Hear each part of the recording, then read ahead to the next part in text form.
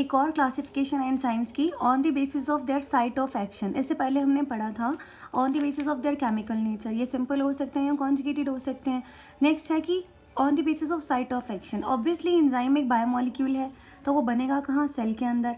अगर एक enzyme cell के अंदर ही बना है और उसके अंदर ही काम कर रहा है तो उसको बोलते हैं इंट्रासेलुलर एंजाइम।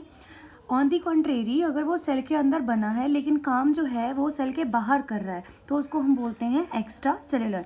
एंडोजिनस, एक्सोजिनस और इंट्रासेलुलर और एक्स्ट्रा सेलुलर। सेल के अंदर बना है वहीं काम कर रहा है तो इंट्रा, सेल के अंदर बना है लेकिन बाहर काम कर रहा है तो एक्स्ट्रा। बड़ा कॉमन एग्जाम्पल है इसका, हमारे जो डाइजेशन के एंजाइम्स होते हैं वो हमारी बॉडी डाइजेस्टिव सिस्टम्स की जो सेल्स हैं वो रिलीज़ करती हैं, लेकिन ये सारे के सारे एलिमेंट्री कैनाल की ल्यूमेन में आके काम करते हैं, डाइजेस्ट करते हैं। So they all comes under the category of extra cellular. जब हम यूनिसेलुलर ऑर्गेनिज्म की बात करते हैं, यूनिसेलुलर ऐसे ऑर्गेनिज्म जिनमें होती ही एक सेल है, तो उसमें सारे एंजाइम्स क्या होंगे? इंट्रासेलुलर, वहीं बनेंगे और वहीं पे ही वो काम करेंगे। नेक्स्ट टॉपिक है the very important one, factor affecting the action of the enzyme. हमने अब तक पढ़ा था कि एंजाइम को डिस्कवर किसने किया, ये काम कैसे करते हैं, एक्टिवेशन एनर्जी को लो करते हैं, रेट ऑफ रिएक्शन को इन्हांस करते हैं या फिर डिक्रीज भी करते हैं। दूसरा हमने पढ़ा था कि ये लॉक एंड की पे भी काम कर सकते हैं और इंड्यूस्ड भी, उनका काम करने का तरीका है, लेकिन दोनों का काम करने के तरीके से पर्पस क्या है? वही सेम, एक्टिवेशन एनर्जी को डाउन करना। उसके बाद हमने पढ़ा था कि ये सिंपल भी हो सकते हैं, कॉन्जुगेटेड भी हो सकते हैं, इंट्रासेलुलर भी हो सकते हैं, एक्स्ट्रा सेलुलर भी हो सकते हैं। नेक्स्ट टॉपिक है फैक्टर्स। ऐसे कौन कौन से फैक्टर्स हैं जो एंजाइम्स के एक्शन को अफेक्ट करते हैं? First and the most important one, temperature. हमें पता है कि एंजाइम्स जो हैं वो एक प्रोटीन्स हैं। प्रोटीन्स का स्ट्रक्चर कौन सा वाला है? टर्शियरी स्ट्रक्चर है। जब हमने टर्शियरी स्ट्रक्चर प्रोटीन्स पढ़ा था तो हमने वहाँ देखा था कि हाइड्रोजन बॉन्ड बड़े इंपॉर्टेंट थे वहाँ पे उनके स्ट्रक्चर को मेंटेन करने के लिए। तो एंजाइम्स जो होते हैं ये बहुत ज़्यादा सेंसिटिव होते हैं। बॉडी के जितने भी एंजाइम हैं वो उनका जो जनरल टेम्परेचर, जनरली सारे ही एंजाइम, बॉडी के नहीं सभी एंजाइम्स का एक नॉर्मल टेम्परेचर रेंज मानी जाती है 25 डिग्री से 40 डिग्री तक। जब हम इन फैक्टर्स के बारे में बात करते हैं तो हमें एक चीज़ पता होनी चाहिए, कार्डिनल पॉइंट्स क्या होते हैं। ये जनरल एक इंग्लिश का वर्ड है कार्डिनल पॉइंट्स, बायोलॉजी से इसका कोई रिलेशन नहीं है। कार्डिनल पॉइंट्स का मतलब होता है कि हर फैक्टर के केस में 3 पॉइंट्स आते हैं, minimum, optimum and maximum. Minimum वो पॉइंट है below which there is no activity, जिस पॉइंट के नीचे एक्टिविटी स्टॉप हो जाती है। मैक्सिमम हद, जो एक हद होती है जिसके बाद एक्टिविटी स्टॉप हो जाती है। ऑप्टिमम वो पॉइंट है जिस पॉइंट पे मैक्सिमम एक्टिविटी रहती है। तो हम जब इन फैक्टर्स को डिस्कस करेंगे तो हम इन कार्डिनल पॉइंट्स को बार बार रिपीट करेंगे, मिनिमम, ऑप्टिमम, मैक्सिमम।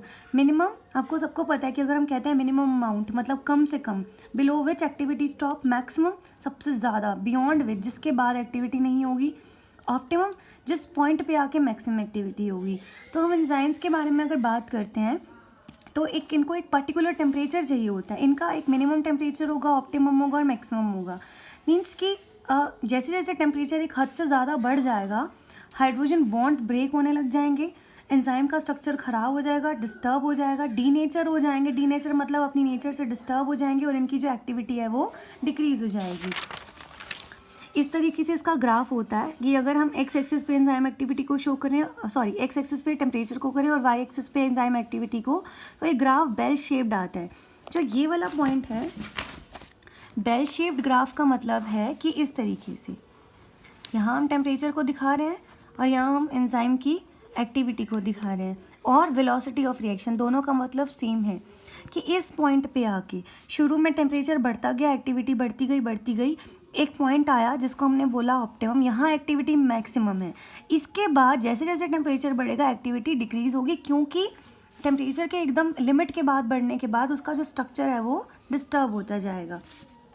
पीएच के केस में भी सेम ऐसा ही होता है, बेल शेप्ड ग्राफ आता है। तो जनरली इस पे यही क्वेश्चन पूछे जाते हैं कि जब आप टेम्परेचर का इफेक्ट पढ़ते हो और पीएच का इफेक्ट पढ़ते हो on the activity of enzyme, और वेलोसिटी से रिप्रेजेंट कर सकते हैं वेलोसिटी ऑफ रिएक्शन, तो बेल शेप्ड ग्राफ बनता है। बेल शेप्ड ग्राफ ये रिप्रेजेंट करता है कि शुरू में जैसे जैसे पीएच बढ़ता है या जैसे जैसे टेम्परेचर बढ़ता है एक्टिविटी बढ़ती है, एक पॉइंट आता है ऑप्टिमम वाला, वहाँ पे आके एक्टिविटी मैक्सिमम हो जाती है। उसके बाद अगर आप टेम्परेचर बढ़ाते हो या पीएच बढ़ाते हो तो एक्टिविटी डाउनफॉल की तरफ जाती है, डिक्रीज हो जाती है, क्योंकि उसका स्ट्रक्चर ख़राब हो जाता है, डिस्टर्ब हो जाता है। यहाँ पे इम्पॉर्टेंट है समझने के लिए कि हमारी बॉडी के जितने भी एंजाइम्स हैं उसके ऊपर टेम्परेचर का क्या इफेक्ट पड़ता है। यहाँ पे इस ग्राफ में ध्यान से देखो कि ये किसी एक एंजाइम का ग्राफ है हमारी बॉडी के। ये वाला जो पॉइंट है ये तो है ऑप्टिमम, ग्राफ का जो सेंटर पॉइंट है ये है ऑप्टिमम। यहाँ पे एंजाइम की एक्टिविटी क्या है, मैक्सिमम। हमारी बॉडी के जो एंजाइम है ये वाला जो पॉइंट है ये रिप्रेजेंट करता है बॉडी के टेम्परेचर को।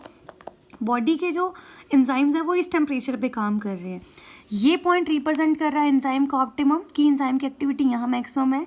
बॉडी के जो सारे एंजाइम है वो यहाँ काम कर रहे हैं, इसका मतलब बॉडी के एंजाइम सब ऑप्टिमम पे काम कर रहे हैं। वो अपने ऑप्टिमम टेम्परेचर पे नहीं है, थोड़े से कम टेम्परेचर पे काम कर रहे हैं, जिसको हमने नाम दे दिया सब ऑप्टिमम। फर्स्ट क्वेश्चन ये है कि वो सब ऑप्टिमम पे काम क्यों कर रहे हैं, एक्टिविटी तो मैक्सिमम ऑप्टिमम पे होती है। तो हमारी बॉडी के जितने भी फंक्शन है वो इस टेम्परेचर पे फुलफिल हो जाते हैं, इसीलिए वो सब ऑप्टिमम पे काम कर रहे हैं। अब बड़ा कॉमन क्वेश्चन है कि टेम्परेचर का बॉडी के एंजाइम पे अफेक्ट क्या पड़ता है। तो इसका अफेक्ट ये होता है कि अगर टेम्परेचर बढ़ता है तो एक बार एंजाइम की एक्टिविटी बढ़ती है लेकिन उसके बाद डिक्रीज हो जाती है। देखो मान लो यहाँ पे ऑप्टिमम एंजाइम का टेम्परेचर है, ये हमारी बॉडी का टेम्परेचर है। हमें कोई इन्फेक्शन हुआ, गले में दर्द हुआ, स्नीजिंग हो रही है, कोल्ड हो रहा है, स्टमक इन्फेक्शन है, तो हमें थोड़ा फीवर आता है, फीवरिश फीलिंग आती है इन्फेक्शन के केस में। बॉडी का टेम्परेचर थोड़ा सा बढ़ता है, थोड़ा सा बढ़ा, एंजाइम्स जो है बहुत ज़्यादा एक्टिव हो जाते हैं, वो सब ऑप्टिमम से कहाँ आ जाते हैं, ऑप्टिमम पे। उनकी एक्टिविटी और ज़्यादा फास्ट हो जाती है ताकि वो इन्फेक्शन के अगेंस्ट फाइट कर सकें। लेकिन अगर बॉडी का टेम्परेचर और बढ़ गया, हाई फीवर आने लग गया, तो इनकी एक्टिविटी डाउन चली जाएगी, डीनेचर हो जाएंगे। उस वक्त हमारी बॉडी में प्रॉब्लम्स बढ़ने लग जाएंगी, डाइजेशन प्रॉब्लम जैसे कि। तो इसका मतलब कि माइल्ड फीवर एक गुड साइन है हमारी बॉडी के लिए कि हमारी बॉडी इन्फेक्शन के अगेंस्ट फाइट कर रही है। लेकिन जब तेज़ फीवर आए, लंबे टाइम के लिए आए, तो वो हमारे लिए डेंजरस है। मैं फिर से रिपीट कर रही हूँ कि बॉडी के ऊपर, बॉडी के एंजाइम्स के ऊपर टेम्परेचर का क्या इफेक्ट है।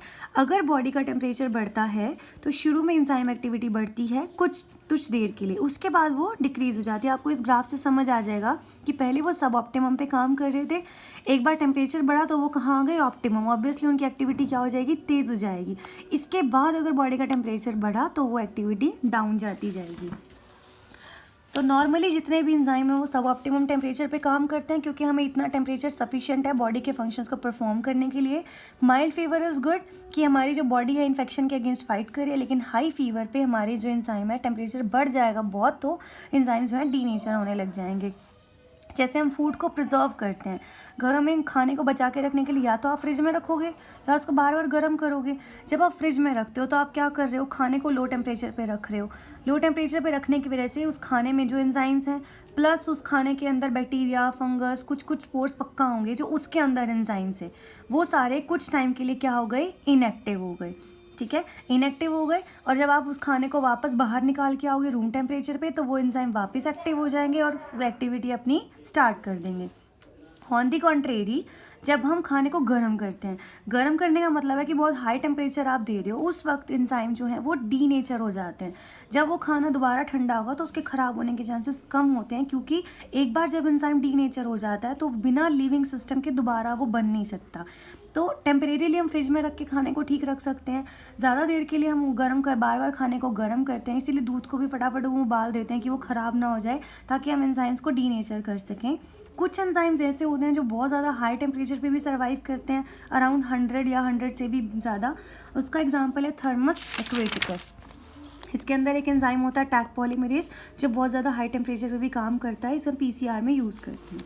This was all about the temperature, कि एक मिनिमम होता है, एक ऑप्टिमम, एक मैक्सिमम। ऑप्टिमम वो टेम्परेचर है जब एक्टिविटी मैक्सिमम होगी, मिनिमम जिससे पहले एक्टिविटी नहीं होगी, मैक्सिमम जिसके बाद एक्टिविटी नहीं होगी। और बॉडी के ऊपर जब टेम्परेचर बढ़ता है तो बॉडी के एंजाइम्स के ऊपर उसका क्या इफेक्ट होता है।